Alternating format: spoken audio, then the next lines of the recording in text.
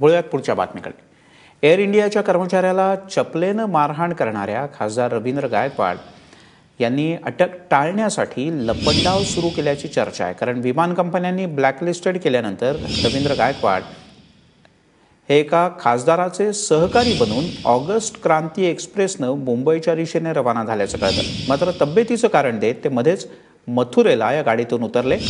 दरम्यान एअर इंडियाच्या अधिकाऱ्याला विमानात मारहाण केल्याप्रकरणी रवींद्र गायकवाड यांच्या विरोधात दिल्लीमध्ये आता गुन्हा दाखल करण्यात आलेला आहे।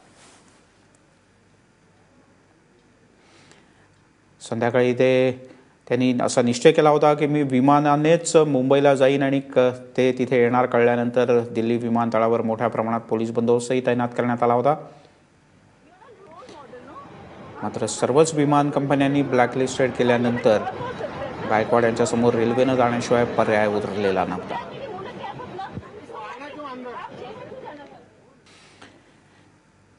आणि या सगळ्या संदर्भात शिवसेनेचे खासदार संजय राऊत यांनी रवी गायकवाड यांच्याबद्दल काय म्हटलंय तेही पाहूयात।